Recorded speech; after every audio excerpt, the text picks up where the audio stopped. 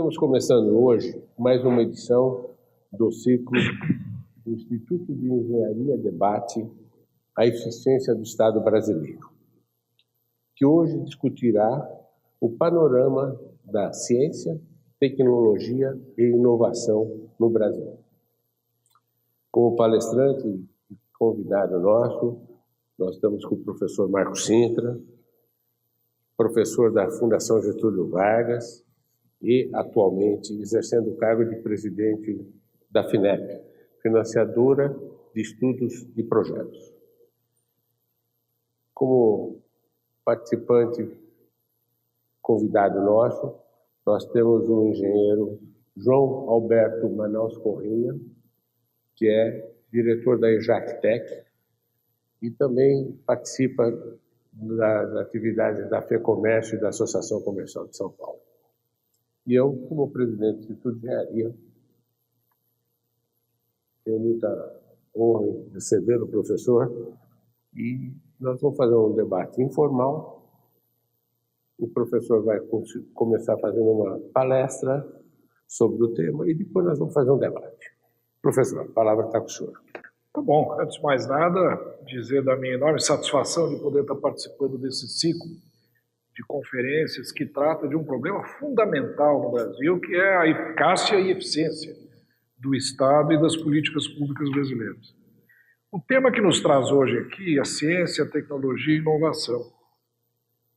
E o interessante da Fraia e Manaus é que o tema ciência, tecnologia e inovação, ele é um tema relativamente novo no debate econômico, no debate político até, né?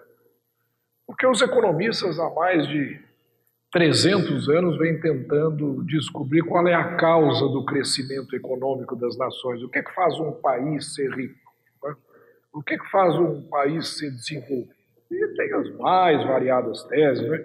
Historicamente tem havido uma evolução de sugestões e de propostas, de estudos, algumas enfatizando, né, historicamente, lá atrás, que o que fazia um país rico é a disponibilidade de terras, a disponibilidade de minerais, a sua capacidade bélica.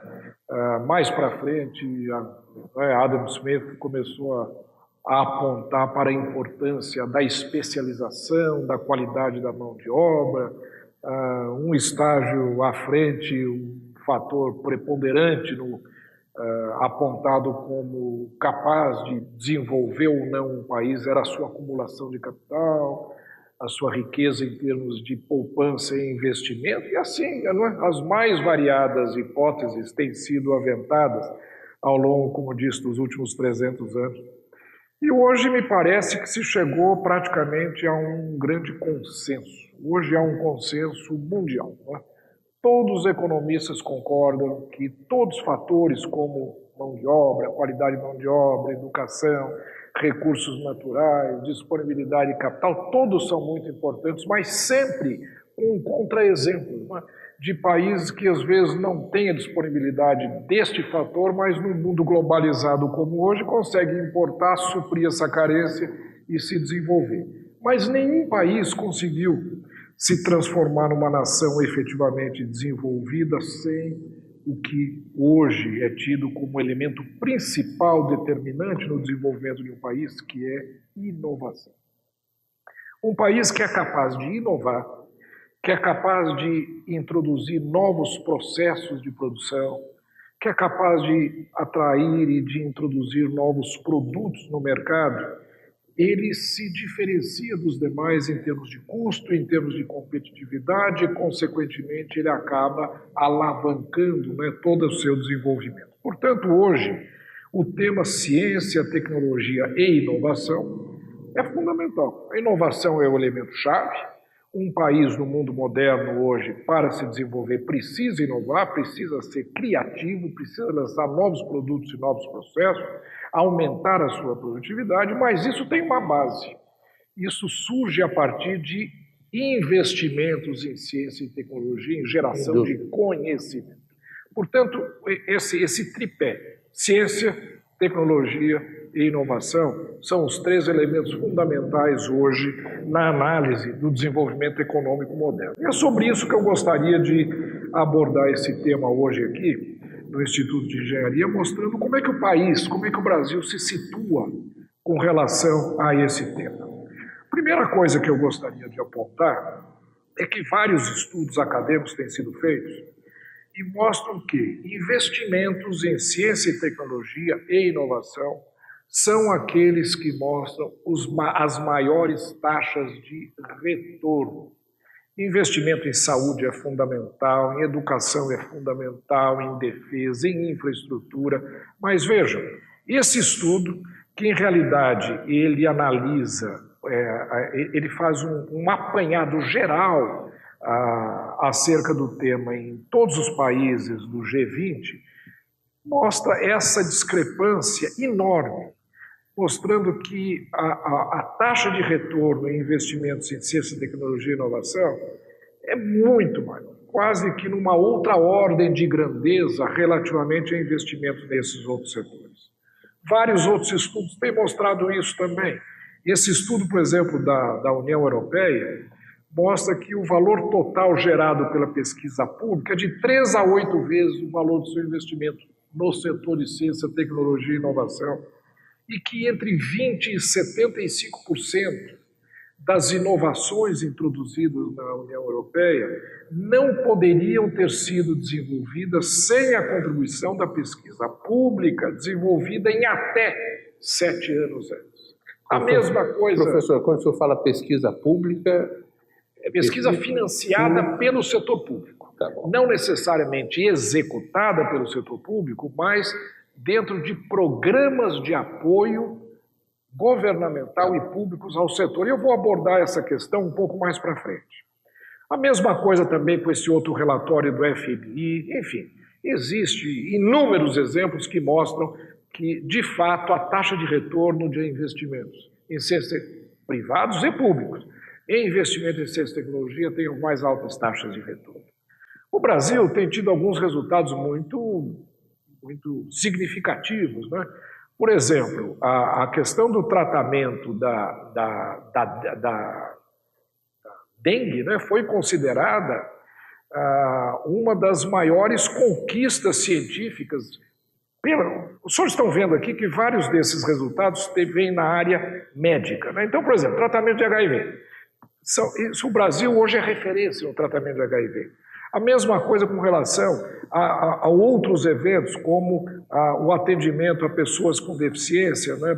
Exemplificado no caso do paraplégico que deu o chute inicial na Copa do Mundo. Cientistas brasileiros que provaram a relação entre Zika e microcefalia, uma das grandes conquistas científicas brasileiras, notadamente no mundo inteiro. Enfim, e algumas outras descobertas muito importantes. Na área médica, o Brasil tem efetivamente, biotecnologia, tem efetivamente se mostrado muito eficiente. Mas não é só lá. Por exemplo, hoje, o sustentáculo principal da economia brasileira, do ponto de vista das suas contas externas e mesmo do ponto de vista da sua taxa de crescimento, é a agricultura, que é um tipo de produção altamente consumidor de ciência e tecnologia. Muita gente acha que produção agrícola é fácil, é primária, se plantando tudo dá. Não é nada disso. Né? Nós temos um exemplo da Embrapa aí que me parece que é... A Embrapa transformou o cerrado brasileiro, que representa uma porcentagem muito significativa do território brasileiro, de terras imprestáveis que eram antes das terras mais produtivas do mundo. E isso é um produto de pesquisas efetuadas por cientistas brasileiros e pela Embrapa ao longo dos últimos 40 anos. Então, é uma produção altamente tecnificada, ou de base científica muito elevada. E isso aqui mostra, por exemplo, esses dados impressionantes. Nos últimos 40 anos, olha o que aconteceu com a produção, que quadruplicou em 40 anos, a área aumentou somente 40%. E a produção quadruplicou. Resultado, nós tivemos um aumento de produtividade agrícola que foi da base 100 para a base 275 ao longo de 40 anos. Resultado de ciência, tecnologia e inovação no setor agrícola. Né? Posso fazer... E há outros exemplos. Por exemplo, a área aeroespacial não, negócio de aviação civil hoje, as conquistas da Embraer são notáveis. Na área de utilização de materiais, utilizando a biodiversidade brasileira, indústrias como a Natura estão se aproveitando e fazendo pesquisa e conquistando espaço no mercado mundial de forma muito significativa, graças à pesquisa científica. Então, a importância disso é fundamental. Aí vem a sua pergunta, é pesquisa pública, é pesquisa privada? Quem é que gera tecnologia? Quem é que gera ciência e tecnologia? Bom, em primeiro lugar, esse é um esforço que, diferentemente de investimento em infraestrutura, investimento numa fábrica, numa planta fabril para produzir tecidos, produtos metalúrgicos, seja o que for, existem fortíssimas externalidades. Uma externalidade, do ponto de vista econômico, quer dizer o seguinte: muitos dos benefícios desses investimentos não são captados pelo investidor privado e se transformam em benefícios sociais. Na medida em que esses benefícios sociais acabam se espalhando para a sociedade inteira, pagos apenas pelo investidor privado, existe uma tendência a subinvestir nesses setores, porque o investidor ele se preocupa apenas com o seu retorno privado e ele não considera no seu cálculo de investimento o retorno que ele está dando para a sociedade como um todo. Daí a importância do setor público co-investir com esse investidor privado, para ele estimular para fazer com que, após a intervenção pública, esse investidor privado invista mais do que ele teria investido se não tivesse o apoio público.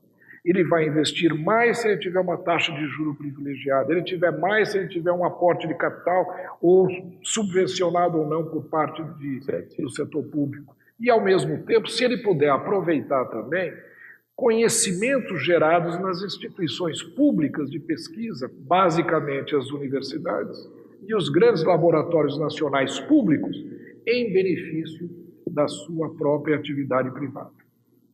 O que nós vemos aqui é que esses gastos em ciência, tecnologia e inovação no Brasil estão muito estagnados, e aquela linha verde lá embaixo.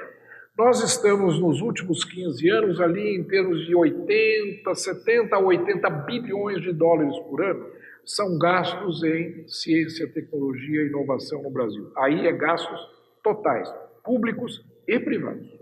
Como porcentagem do PIB, isso dá, mas nós vamos depois falar sobre isso. Agora vejam o que acontece com, por exemplo, a linha dos Estados Unidos, que é aquela mais superior lá em cima, a vermelha. São mais de 500 bilhões de dólares gastos anualmente. O Brasil está ainda um dispêndio muito modesto em função do seu PIB, que é muito reduzido. Mas o que fica muito claro aí é que todos os países estão investindo de maneira muito regular em ciência e tecnologia, inclusive o Brasil, gastando pouco em função da sua dimensão econômica, mas com muita regularidade e com muita eficiência, como eu também vou demonstrar. O caso que chama a atenção aí é aquela linha azul. Olhem o que a China está fazendo. Olhem o salto que a China está dando. No ano 2000, ela gastava em ciência e tecnologia aproximadamente o que o Brasil gastava. Pouco mais, 10 bilhões de dólares a mais. No ano de 2015, ela se aproxima dos gastos norte-americanos em ciência e tecnologia. Já são mais de 400 bilhões de dólares por ano. Contra quanto do Brasil? Contra 80 do Brasil. Sendo que, há 40 anos atrás, o Japão gastava aproximadamente o mesmo que o Brasil gasta. O Brasil estagnou nesses 70, 80 bilhões de dólares constantes, né, ao longo desses últimos 40 anos, mas a China deu exceção. Quer dizer, a China colocou no centro da sua estratégia de desenvolvimento gastos em ciência, tecnologia e inovação. Isso é parte do plano de desenvolvimento chinês. O que eu queria mostrar nesse gráfico é um dado que nos diferencia de alguns outros países. O Brasil tem feito um esforço grande, eu digo Brasil, setor público, um esforço grande em termos de gasto de ciência, tecnologia e inovação. E eu vou mostrar para vocês um pouco mais para frente que isto se aproxima de 1% do PIB. Aproximadamente 1% do PIB é o setor público brasileiro que gasta em apoio à ciência, tecnologia e inovação. Isso não é muito diferente do que os Estados Unidos gastam. Os Estados Unidos também é menos de 1%. A Coreia é menos de 1%. A China não, porque é uma economia estatal, etc., então é diferente. A Coreia é menos de 1%. O Brasil é aproximadamente 0,7%. Não é pouco. Agora, a grande diferença é que na Coreia, por exemplo, para cada unidade monetária que o governo coreano gasta, o setor privado gasta outros 4. E no Brasil, para cada unidade monetária que o governo gasta, o setor privado brasileiro gasta outro 1.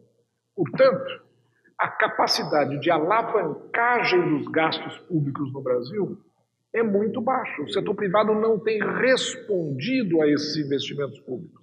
Ao passo que na Coreia, que gasta a mesma coisa relativamente ao PIB do que o Brasil, um pouquinho mais só, muito pouco mais, tem uma resposta do setor privado muito forte. O que mostra que o conceito da ciência e tecnologia, a preocupação com investimentos em ciência, tecnologia e inovação ainda não se fizeram marcar suficientemente, de forma suficientemente forte no Brasil para fazer com que haja mais interesse do setor privado em investir. Depois nós vamos discutir por quê. É burocracia, são controles, são dificuldades, enfim, existe uma série de fatores. Às vezes, a indução do governo, às vezes. Mas, às vezes, o próprio governo prejudica muito com várias... O problema burocrático é fundamental. Burocrático é fundamental. Prestação de contas é muito dificultada. As nossas regulações de controle são muito fortes. O cientista, quando ele vai pesquisar, às vezes as próprias empresas, quando querem pesquisar, não tem apoio burocrático do governo. Prestação de contas é infernal. Os tribunais de contas, enfim, é difícil. É necessário, mas elas são excessivamente rigorosas. Professor. Por outro lado, o governo muitas vezes dificulta. Precisa importar material, por exemplo, de necessários à pesquisa, tem que fazer importação, que são dificultosas, demoram meses, tem que ter permissão. Nós somos obrigados, muitas vezes, alguns institutos, a respeitar as leis de licitação do setor público, que obriga a comprar pelo preço mais baixo, e nem sempre na área de ciência e tecnologia o preço mais baixo é o melhor. Às vezes você precisa de um reagente, que é único, é muito mais caro. Então, o processo de licitação tem que ser revisto para esse tipo de atividade. O resultado é que, no Brasil, os investimentos, a participação dos dispêndios privados, empresariais, no total de investimentos em ciência e tecnologia é só 50%. Ao passo que na Coreia, no Japão e na China, vai lá 70% ou 80%. Ou seja, é uma diferença brutal. Eu gostaria de pontuar, professor, o seguinte. Sobre a participação privada, ela sempre vai ser motivada pela competição. Quer dizer, no Brasil, a parte agropecuária,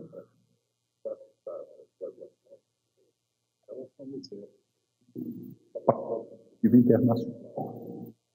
Eu realizei alguns trabalhos nessa área de logística, e eu percebi que os próprios plantadores de soja têm próprio para desenvolver variedades diferentes, que pareça com crise. Eu sempre considerei a Embrapa um modelo, certo? Então, o que eu queria pontuar com o senhor, um pouco separar pesquisa de base, ou seja, pesquisa científica, aquela que ela traz muito risco para o investidor, ou seja, quase que é um papel do governo mesmo, que ele tem que assumir. Isso é feito nas universidades. Exato. Então, é a pesquisa de base que vai dar resultado daí a 7, 10 anos, e com alguma dificuldade de apropriação. E a outra é a tecnológica, com finalidade de aumentar a competitividade da atividade empresarial mesmo. E aí esse nó aqui que eu queria um pouco que o senhor pontuar como é que... Não, isso é fundamental. Um exemplo também semelhante a esse que você menciona é da Cana, né? A Cana tinha alguns institutos privados que faziam pesquisa com variedades de cana, junto ou não.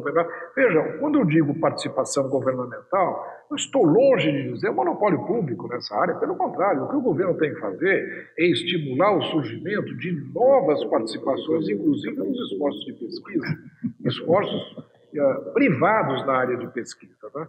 O que existe é que o Brasil não tem, digamos, essa tradição de ver o mundo da ciência, tecnologia e inovação como um mundo diferente da mera reprodução de capital, que é o que uma fábrica faz, produzindo um paletó, um botão, um sapato. Tecnologia é diferente, o risco é muito elevado. Os investimentos são de longo prazo. Muitas vezes a preocupação não é tanto da minimização de custo, mas sim a da maximização do resultado.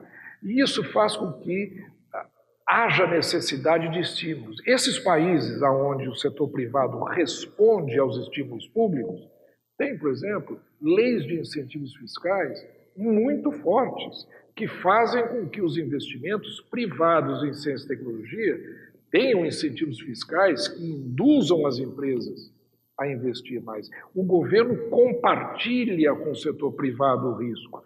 O uso da subvenção é muito forte em vários países. Quando governos têm interesse em determinadas atividades, o governo também, por exemplo, o governo norte-americano, usa a encomenda. A encomenda é o seguinte, ele chega para a indústria que é a mais, digamos, capacitada para o desenvolvimento de um determinado produto e fala, eu quero contratar com você este determinado produto. É quase que um desafio. Eu vou lhe dar uma verba tanto, um grant de tal valor, e você me entrega esse produto. Não interessa ao governo acompanhar como ele gasta o dinheiro, qual é a técnica que ele vai utilizar, ele quer o produto final. Ou seja, ele encomenda um produto. Aqui no Brasil, não. Aqui no Brasil, nós somos obrigados a fazer licitações e se acompanha o processo. Aonde você vai gastar o dinheiro, fez licitação de item por item, por que você comprou o item A, B, o C e o D que estava no seu projeto. Agora, se lá no final o resultado foi bom ou não, não há muito interesse. O que eles acompanham é processo e não o produto final. Né? Então, esse tipo de... Você que tem vivência pública sabe a dificuldade disso. Então, veja, é uma outra percepção que nós precisamos mudar um pouco para estimular mais o setor privado a acompanhar o esforço público na área de investimento em ciência e tecnologia. Mas nós vamos deixar o professor terminar a apresentação dele, aí nós vamos fazer um debate um pouco melhor, tá bom? Bom, agora o que eu queria dizer é o seguinte, o Brasil, com essa nós acabamos falando em algumas dificuldades aqui com Manaus, isso quer dizer que o Brasil tem sido um fracasso na área de ciência e tecnologia? Longe disso.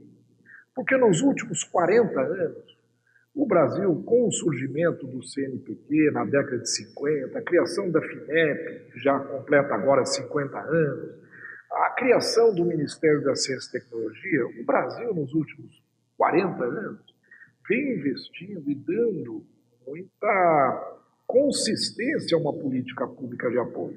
Como eu disse, não tem havido uma resposta adequada do setor privado, mas o setor público tem feito um esforço muito grande e alguns resultados já estão surgindo. Esse é um deles, por exemplo. Olhem a produção científica brasileira. Em 1996, portanto há 20 anos atrás, o Brasil ocupava a 21ª posição em produção científica no mundo. Em 2015 ocupa a 14ª posição. É uma posição muito respeitável. Sem dúvida. O Brasil é o 14º país maior produtor de conhecimento científico no mundo. Não é à toa que em qualquer universidade do mundo, que em qualquer laboratório importante do mundo haja cientistas brasileiros, gente brasileira, estudantes brasileiros trabalhando. São muito cobiçados, inclusive, a mão de obra brasileira científica, muito cobiçada por todos os laboratórios do mundo inteiro, por todas as empresas no mundo todo. A mesma coisa com publicações, éramos a 25ª posição em total de publicações científicas, agora somos a 16ª. O Brasil, vejo aqui a evolução em termos de pós-graduação, alunos titulados, a qualidade da mão de obra brasileira, a qualidade das nossas universidades, dos nossos cursos de pós-graduação, na formação da profissão da engenharia e profissões científicas é muito adequada, ou pelo menos, quer dizer, não está no topo, nos 10 primeiros do mundo, que ainda são monopolizadas pelos Estados Unidos, Inglaterra, China agora, mas nós estamos evoluindo muito positivamente. Então, aqui é aquele dado que eu havia mencionado. Aquela linha de cima, isso é muito importante, eu queria gastar um pouquinho de tempo aí. O Brasil, no total, aqueles 80 bilhões de dólares que o Brasil gasta em ciência e tecnologia, em P&D no Brasil, basicamente, representa 1,28% do PIB, que é o último dado aferido em 2014 pelo IBGE.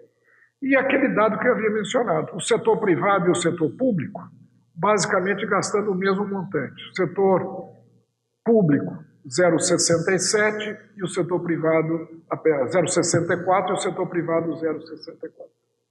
Está 1 por 1. Né? Então, vejam, nenhum país do mundo chegou a 1%. O Brasil está com quase 0,70%. Portanto, o Brasil está muito bem posicionado. Nós temos à nossa frente Estados Unidos, Inglaterra, China, Coreia, Singapura, Suécia, Suíça, Alemanha. Mas são esses países mais desenvolvidos. Passado, nós estamos à frente, por exemplo, de países como Itália e Espanha. Países como Grécia, vários países europeus, Turquia, nenhum país latino-americano chega perto do que o Brasil gasta em ciência e tecnologia. Então, o nosso esforço público é muito significativo e tem resultado nesses índices muito positivos que eu mostrei. Imagine se nós tivéssemos, para cada unidade gasta pelo governo, a mesma resposta que o governo coreano tem, de 1 para 4. Como nós gastamos 0,7, o setor privado estaria gastando 2,8, nós teríamos um índice de mais de 3% do PIB. Nós seríamos provavelmente o terceiro país que mais gasta ou gastaria em ciência, tecnologia e inovação no mundo, atrás apenas dos Estados Unidos e China e Coreia. Então vejam, o grande desafio hoje, e por isso é que esse debate aqui do Instituto de Engenharia, que reúne engenheiros do setor privado, do setor produtivo, é fundamental.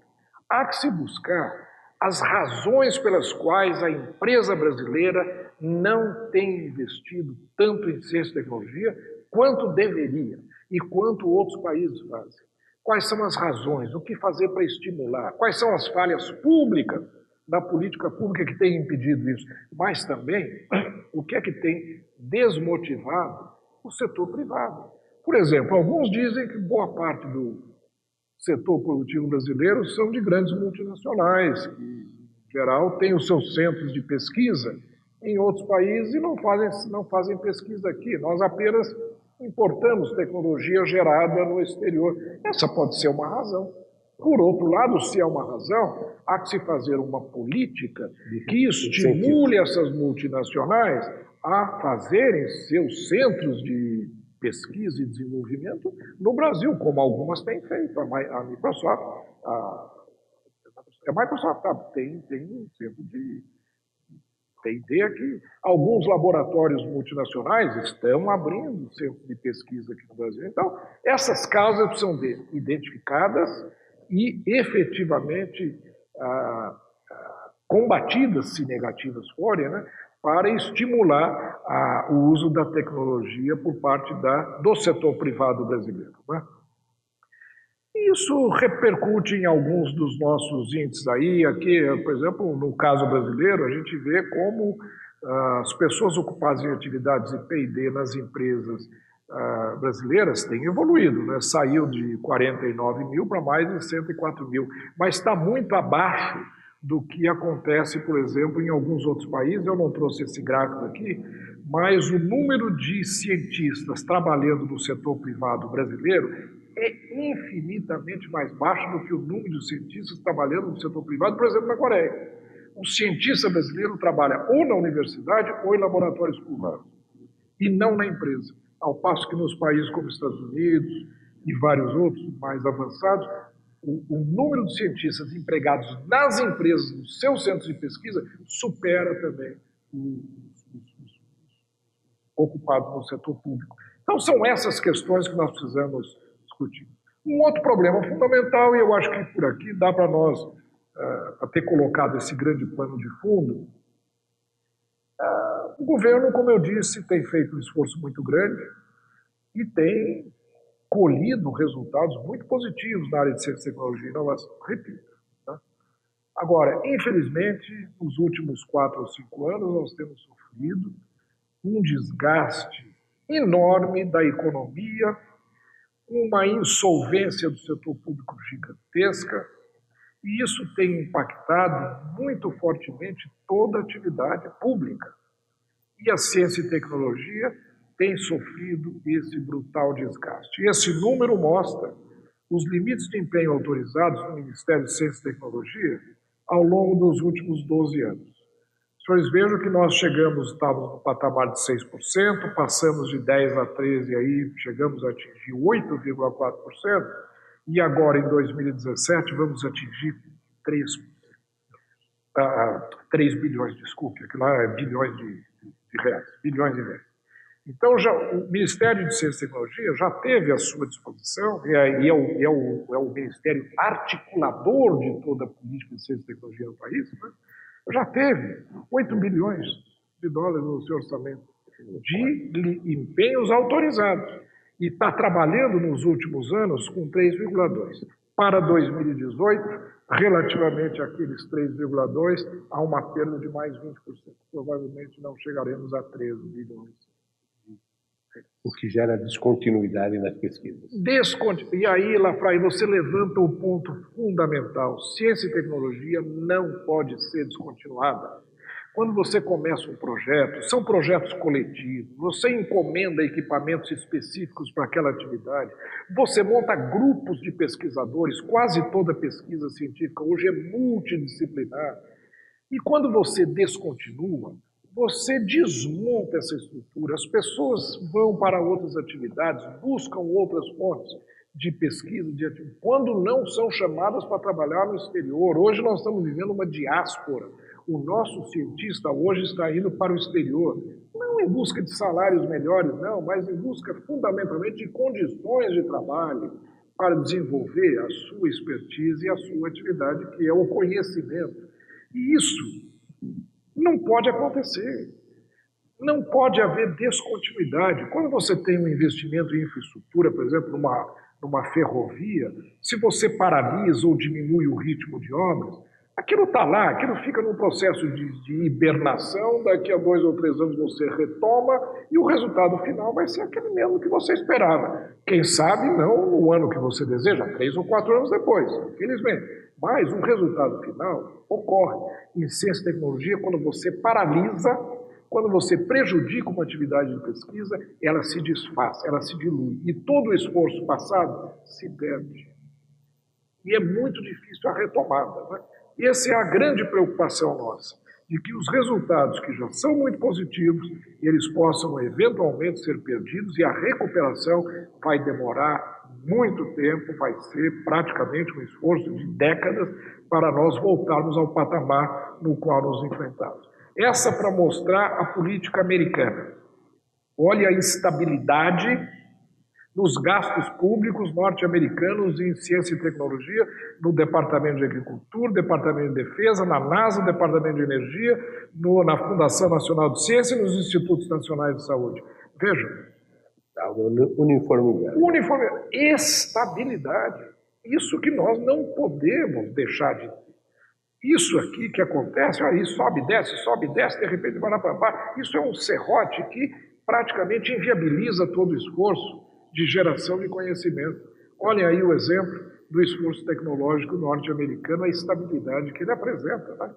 E aqui no Brasil, como eu falei, nós estamos perdendo o orçamento, o contingenciamento é muito forte. E eu finalizo aqui deixando a seguinte sugestão. É necessário esse ajuste fiscal? Sem dúvida alguma. O país ia para a sua total inadimplência. Não houvesse o ajuste fiscal proposto pelo atual governo, com o teto de gastos e assim por diante. Agora, o teto de gastos tem que ser implantado de maneira inteligente. Ele tem que ser implantado em função de prioridades. Quando se tem um orçamento limitado e ele não pode crescer e as demandas aumentam, o que é que o governo tem que fazer? O governo não é priorizar, é ver quais são as atividades de maior retorno e manter as ações de maior retorno e reduzir aquelas de menor retorno, até cessar as atividades de menor retorno. Aquilo que não dá retorno social tem que ser paralisado mesmo, para que aquilo de alta rentabilidade e retorno continue sendo executado. O governo não está fazendo isso. O governo implanta cortes lineares. Todos os ministérios estão passando por um processo como esse, o que está errado. Ciência, tecnologia e inovação tem que ter um tratamento diferenciado, como, de certa forma, saúde e educação tem. E ciência e tecnologia, por essas razões, por esta falta de percepção do setor público que está praticando uma política de contingenciamento de gastos necessária, mas não de uma maneira inteligente. Está fazendo de uma maneira pouco inteligente, prejudicando um setor que vai comprometer todo o futuro do desenvolvimento econômico nacional, que, como eu disse, hoje está calcado em ciência, tecnologia e inovação. E eu queria finalizar dizendo a minha satisfação de estar discutindo esse tema aqui no Instituto de Engenharia, porque hoje é um dos temas mais pujantes e de maior dinamismo na área tecnológica é a chamada indústria 4.0, ou a indústria manufatura avançada, né? Que é a digitalização do processo de produção, a internet das coisas, a produção que integra o conhecimento com a digitalização do processo de produção, o acompanhamento. Isso aumenta a produtividade. Há países como a Alemanha estão investindo maciçamente nisso. Os Estados Unidos, tardiamente, também estão investindo e perceberam a dianteira da Alemanha e estão investindo maciçamente na indústria 4.0, e nós aqui no Brasil estamos muito atrasados. Nós ainda não percebemos, ainda não estamos nos apercebendo da importância disso e como adaptar e ajustar o setor produtivo brasileiro, o setor industrial brasileiro, a esta nova, chamada quarta revolução industrial. Quem ficar para trás na indústria 4.0 efetivamente vai perder competitividade e vai perder espaço em termos de desenvolvimento econômico. E o Instituto de Engenharia, por congregar engenheiros, por congregar aqueles que são efetivamente os articuladores da indústria 4.0, é um problema de engenharia. Ela vai se basear em conhecimentos específicos, na área de informática, na área de internet, na área, enfim, de gestão, na área de processos, no conhecimento científico de processos produtivos específicos, mas a conjugação de todos esses fatos dentro de uma política articulada que garanta mais produtividade mediante digitalização, computação em nuvem, internet das coisas, big data, essa é uma tarefa essencialmente voltada para o engenheiro. Isso é um dos grandes desafios brasileiros hoje, tanto que o Ministério de Ciência, Tecnologia e Inovação do Brasil, o ministro Kassab, publicou agora, na semana passada, a sua política nacional para a indústria 4.0, que fica aqui como um convite e um desafio, quem sabe, para que o Instituto de Engenharia seja um partícipe desse esforço nacional de desenvolvimento desse, que vai ser uma nova onda importante na tecnologia e, sobretudo, na aproximação entre o setor produtivo e o setor acadêmico produtor de conhecimento científico e de pesquisa tecnológica.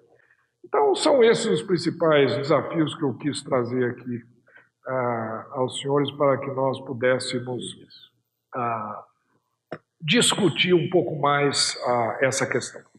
Muito bom. Muito obrigado, professor. Eu vou começar, Manel, dá licença, eu quero fazer um comentário e uma pergunta ao mesmo tempo, em seguida. O comentário é o seguinte: é um dilema aqui para o Instituto de Engenharia ser desafiado a participar da indústria 4.0, no futuro, e nós vamos encarar esse desafio, posso garantir para o senhor. E, por outro lado, está discutindo a burocracia brasileira. Esse daqui é o quarto, quinto evento desse projeto nosso, o Instituto de Engenharia discute a eficiência do Estado brasileiro. Em todos, o custo Brasil, o custo da burocracia é comentado. Quer dizer, a sensação que nós temos é que enquanto tem um grupo de brasileiros tentando progredir, levar o Brasil para frente, tem um outro grupo tentando segurar, atrapalhar. É de uma ineficiência. Mas nós vamos discutir os dois assuntos. Nós vamos discutir o 4.0, mas nós vamos questionar essa burocracia. Como fazer com que os dois grupos, preservando os controles, preservando tudo, mas que não trabalhem junto. Um não pode atrapalhar o outro. Esse era o comentário. A pergunta. Posso? Pois não, por favor. Eu queria só complementar. Eu me considero um institucionalista. Eu acho que as instituições de um país, elas são fundamentais para fazer com que uma determinada ação ela ocorra ou não. Eu tentei mostrar aqui, através de tudo isso, que o Brasil tem investido muito, tem criado uma infraestrutura muito adequada, mas que os investimentos privados, de alguma forma, não estão ocorrendo. Eu atribuo, sim, a questão institucional da burocracia, a falta de integração entre o setor público e brasileiro. O funcionário público vê o empresário como uma pessoa unicamente orientada para o lucro, que ele quer ter lucro a qualquer custo, sem nenhuma visão social do país, e, por outro lado, o empresário vê o setor público como um grupo de pessoas mal intencionadas, corruptas, e existe uma dose de verdade nas duas pontas. Mas isso precisa acabar. Nós precisamos fazer com que o setor privado e o setor público caminhem juntos e que haja uma aproximação de interesses e de uso de instrumentos adequados para as duas coisas. Eu vou dar um exemplo que, de certa forma, mostra isso, que é como a necessidade de modernização institucional. As universidades brasileiras, a gente fala muito em interação empresa e universidade. Muito bom. Uma universidade brasileira cria um laboratório, consegue apoio de uma indústria que tem interesse naquela determinada pesquisa, carreia recursos para aquela atividade, essa atividade gera uma receita, gera uma patente, a universidade absorve parte desses recursos, só que ela não pode gastar. Ela é obrigada a recolher esses recursos ao Tesouro Nacional e depois ir disputar esse dinheiro no orçamento do Congresso Nacional junto com todas as outras prioridades nacionais. Pergunta, que estímulo tem a Universidade Brasileira em investir pesadamente no seu quadro funcional, montar laboratórios, fazer pesquisas de interesse do setor produtivo, interagir com as empresas, se tudo que ela gera não pode reverter em seu próprio benefício no aprimoramento das suas atividades? Então, essas coisas são absolutamente inaceitáveis. O pesquisador brasileiro, como eu falei, é fundamentalmente público. E aí começa aquela coisa, não, se você é funcionário, você não pode trabalhar numa empresa.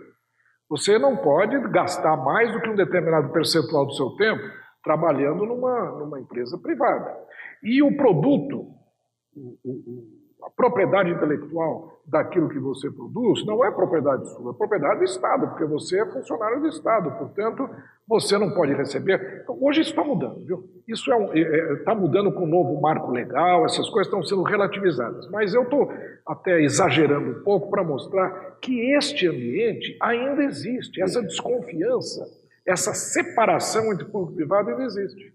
E com isso, o que você diz é absolutamente verdadeiro. Existem amarras, controles, burocracia, todo tipo de desconfiança mútua, e com isso essa integração não existe e o custo Brasil vai para o espaço. Então, custo Brasil nós vamos discutir. Aí o senhor quase roubou a minha pergunta.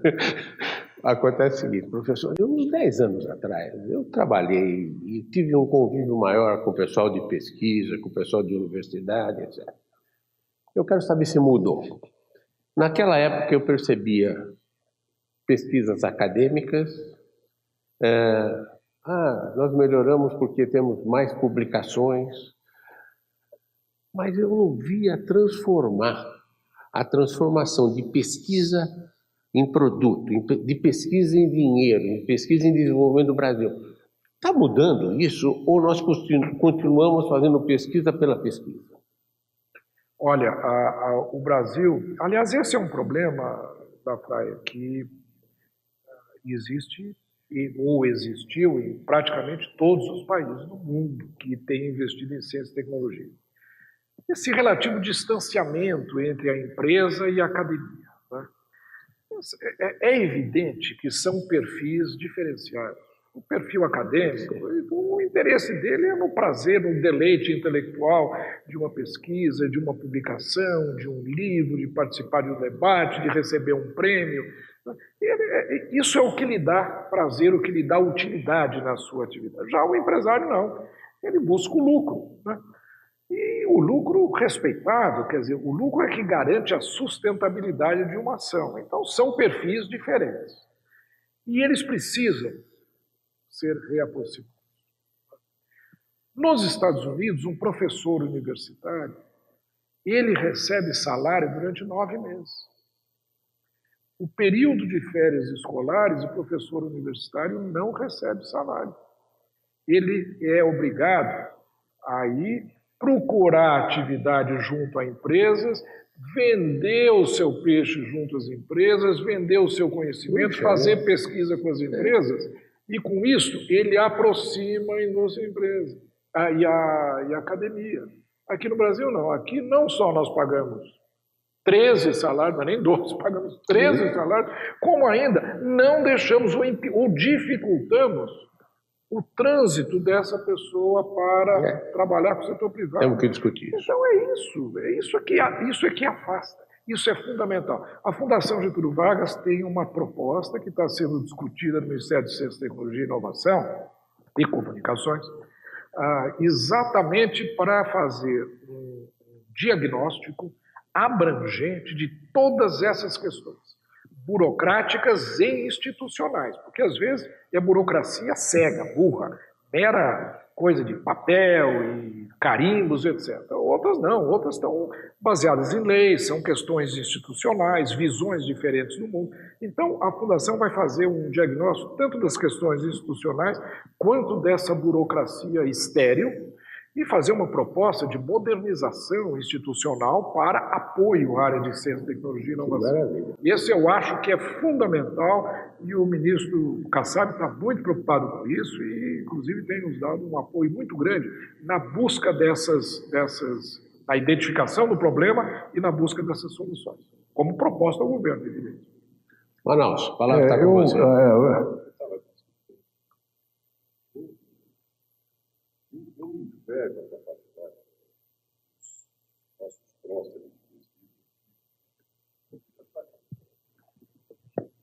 Eu tenho uma admiração muito grande pela competência que o senhor mostrou os números do quanto era dedicado para ciência e tecnologia nos anos passados e que agora foram cortados em função da crise.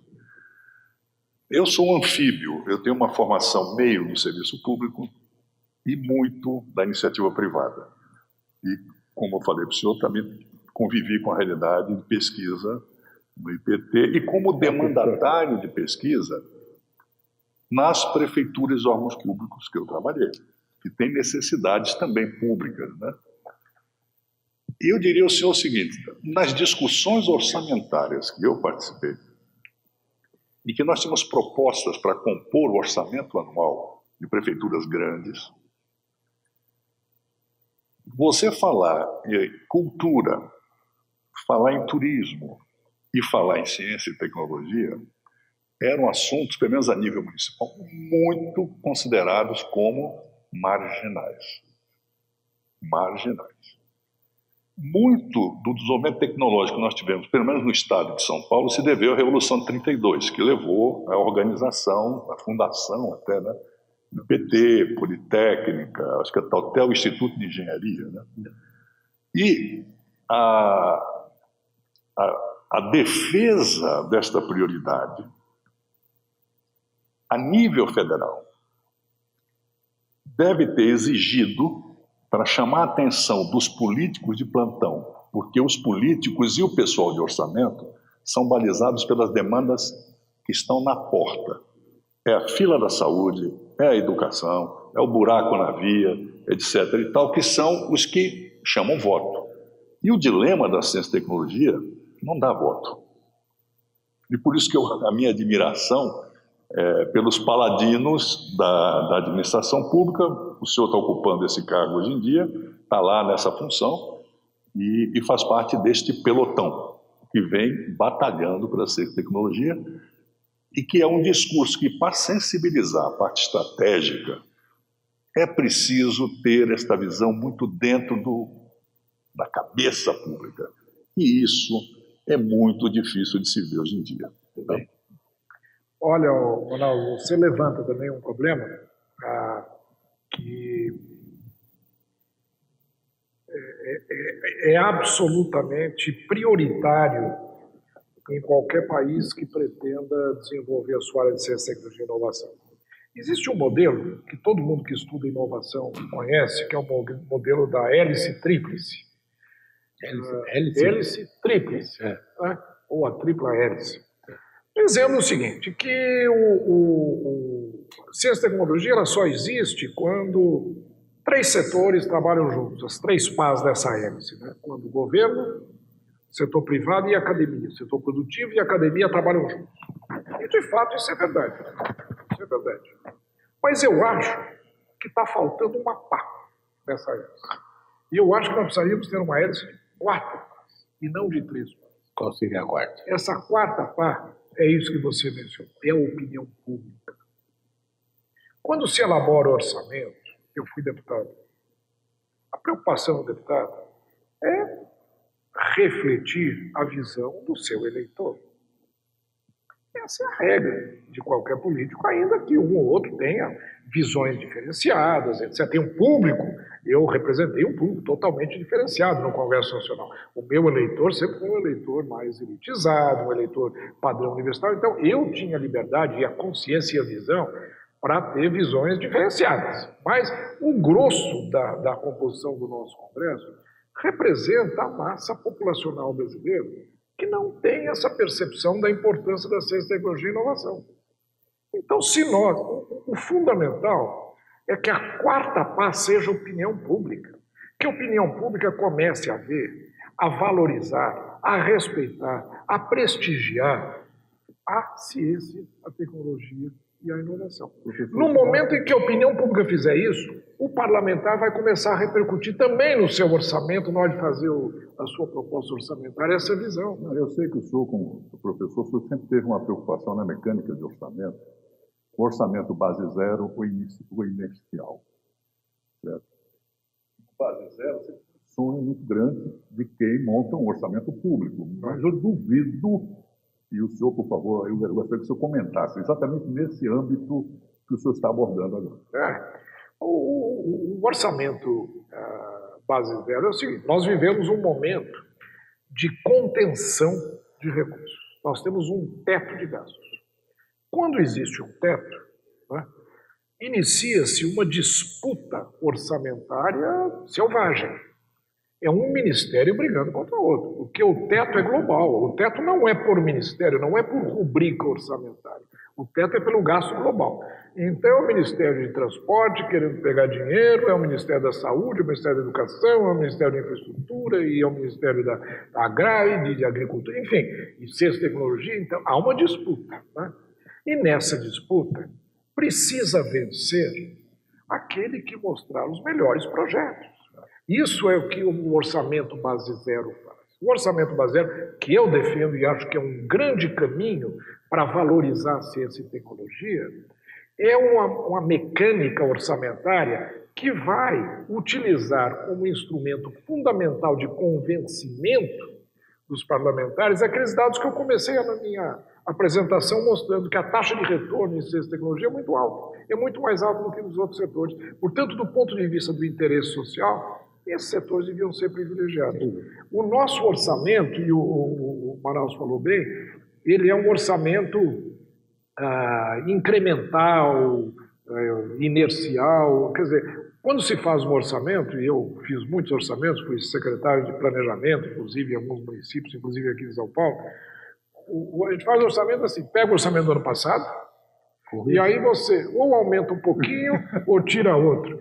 Eu nunca vi uma rubrica orçamentária ser zerada. Esse projeto aqui não presta. Bom, às vezes existem projetos que estão no orçamento até hoje, criados há 40 anos atrás, e que tem uma secretária, tem uma sala, tem um diretor, tem funcionários, mas perderam completamente a sua função, perderam completamente, em função da evolução do mundo, a sua finalidade, mas continuam lá, meramente porque estavam no ano anterior. Precisa acabar.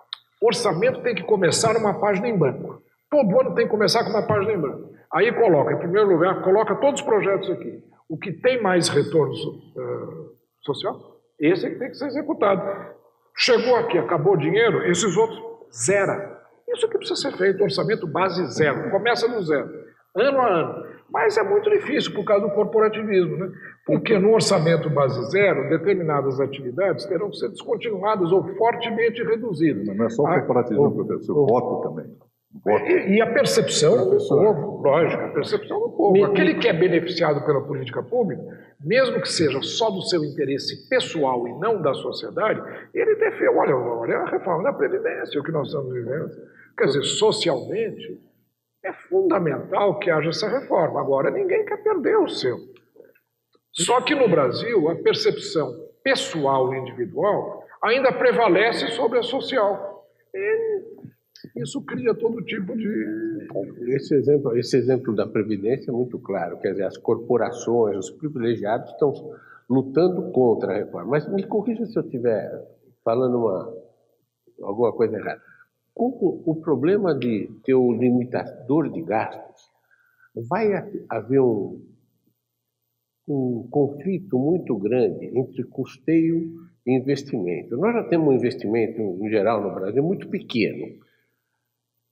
Agora, as corporações vão ter cada vez mais querer ter privilégios. Se você der os privilégios, você está diminuindo o investimento. É certo esse raciocínio? Absolutamente correto.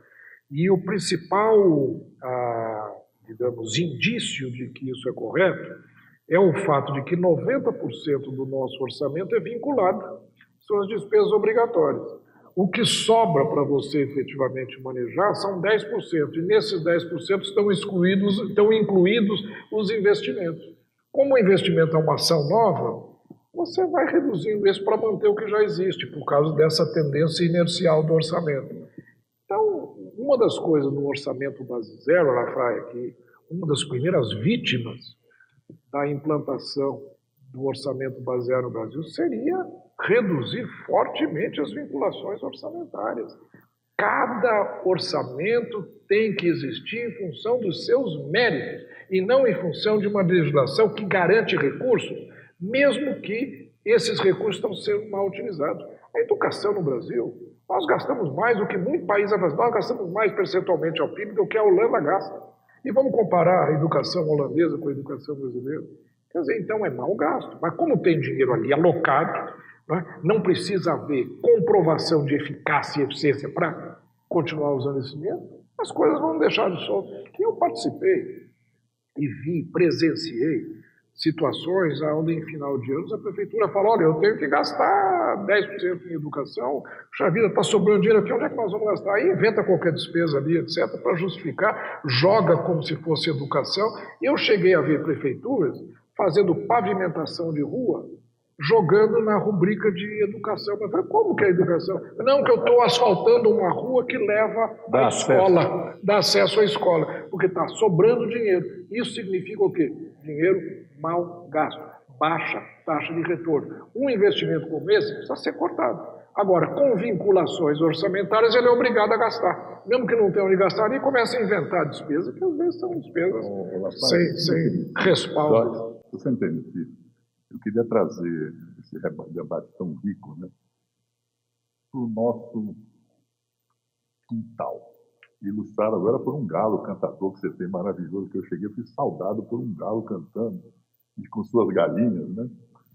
Mas eu queria trazer para cá o seguinte, na área de transporte público, você tem iniciativas que a engenharia nacional vai formando uma cabeça, e que são inovações tecnológicas pesadíssimas, que não são financiados, nascem, às vezes, em municípios e cidades que você nunca suspeitaria.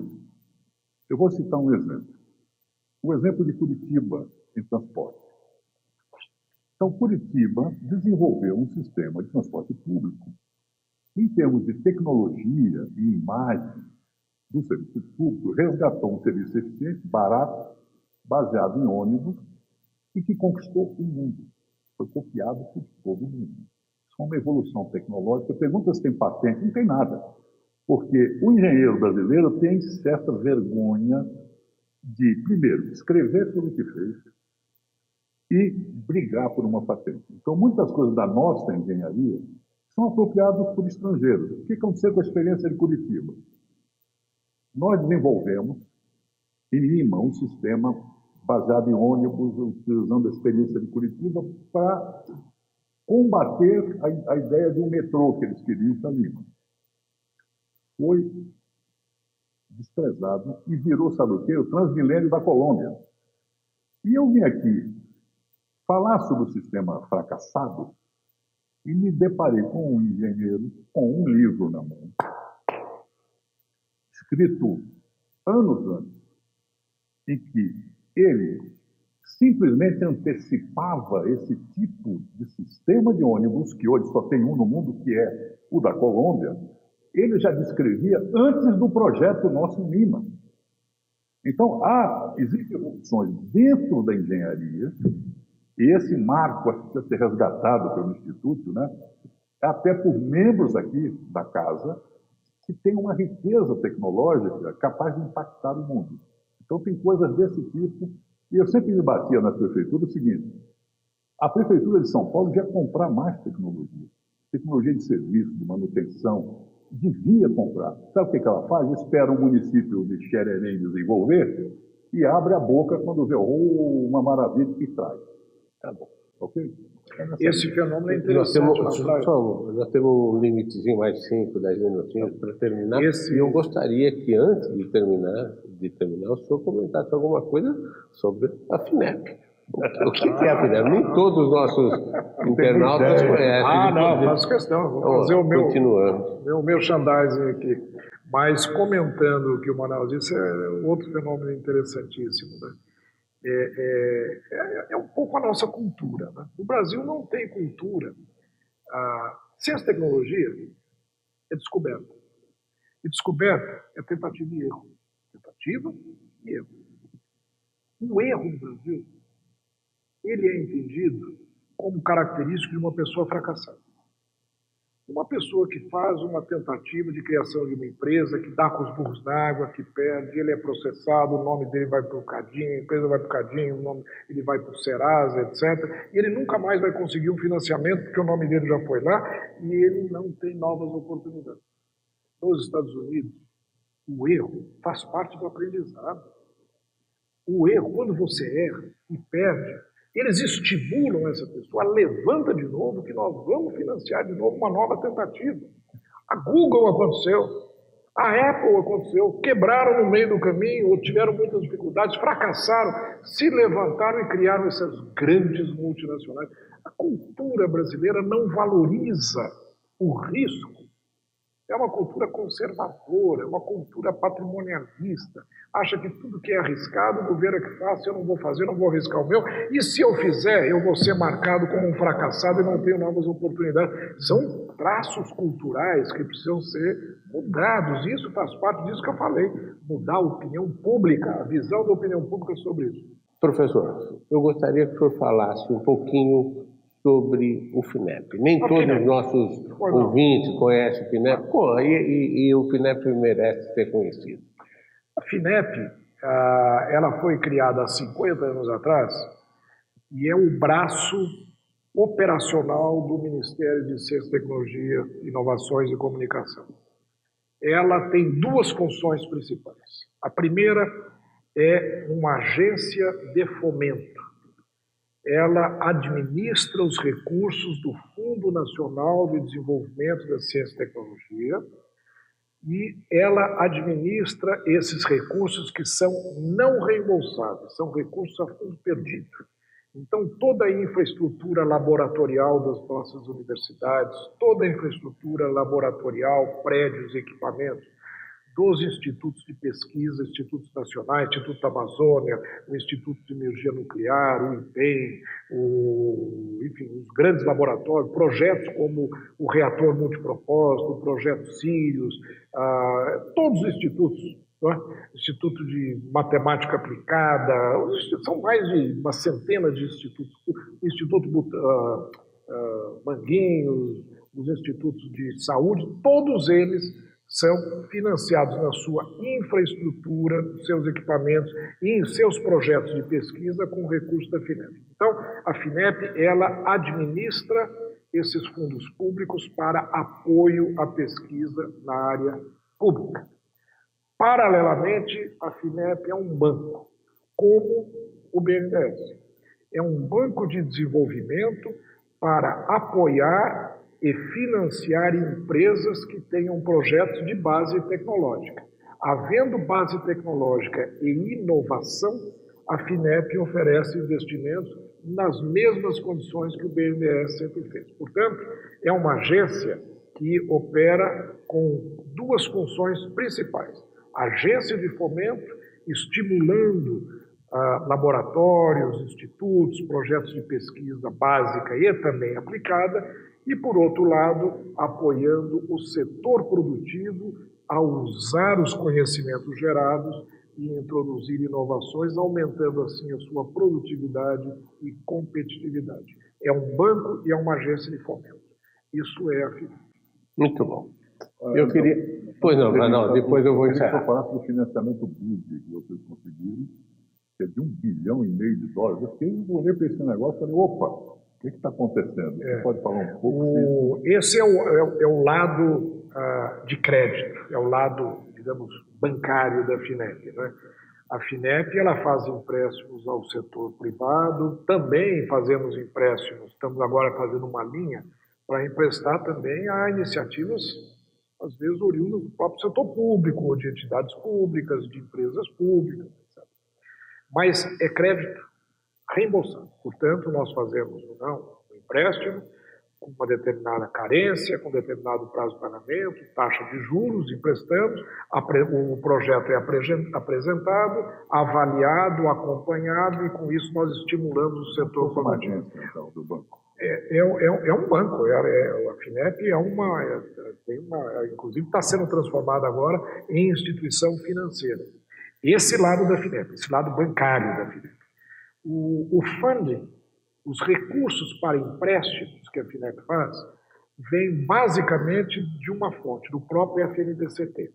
O FNDCT é um fundo que recolhe recursos do setor produtivo brasileiro. Então, o setor industrial, o setor elétrico, o setor de transporte, o setor da Petrobras, de óleo e gás, enfim, a CID, todas as remessas de recursos ao exterior para pagamento de royalties, uma porcentagem vai para o fundo.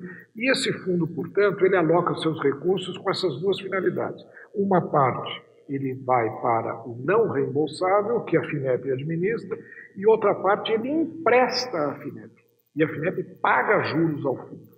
Com esses recursos, a FINEP faz os seus empréstimos no setor bancário. Agora, a FINEP, além do FNDCT, ela capta os seus fundos também em outras fontes. Nós captamos recursos no FAT, para apoio à pequena e média empresa. Nós captamos recursos no BID. E esse empréstimo está em fase de finalização, já foi aprovada pelo BID, é $1,5 bilhão. São recursos muito significativos, num prazo de até 5 anos. Devemos ter já em 2018 o primeiro desembolso de $300 milhões, e nós vamos realocá-lo, aplicá-lo em financiamento a atividades produtivas dentro de um projeto que chama-se Inovar Brasil. É essa basicamente a nossa atividade. Muito bem. Eu queria, em nome do Instituto de Engenharia, agradecer muito, primeiro, a presença do nosso amigo João Alberto Manaus Correia. Muito obrigado pela sua presença. Agradecer muito, professor Marco Sintra. Muito obrigado pela sua presença. E eu passo as palavras senhor para encerramento da nossa reunião. Eu, muito rapidamente, vou dizer que foi um prazer muito grande poder estar aqui conversando com vocês. Eu sempre digo que uma boa conversa, uma boa entrevista depende muito mais da inteligência de com quem nós estamos falando do que de mim mesmo, né? Então, essa foi para mim uma excelente conversa, porque a motivação é sempre pertinente e inteligente. Eu acho que o Instituto de Engenharia, dentro dessa área do mundo de ciência e tecnologia, tem um papel fundamental para desenvolver. Ela reúne, em realidade, os articuladores dos conhecimentos tecnológicos e sua transferência para o setor produtivo. O engenheiro faz isso. Às vezes ele pega o químico, é o biólogo, é o técnico em informática. Agora, a conjugação de tudo isso num processo produtivo que leve à geração de valor, quem faz é o engenheiro. Portanto, estar conversando sobre esse tema aqui na Casa dos Engenheiros é um prazer e espero que essa conversa motive o Instituto de Engenharia a colaborar e trabalhar junto com a FINEP. Nós estamos, inclusive, nos colocando à disposição aqui para o desenvolvimento de projetos que tenho certeza poderão ser muito importantes para a inovação no nosso país. Muito obrigado, professor. Obrigado, Manuel. Obrigado a todos pela audiência.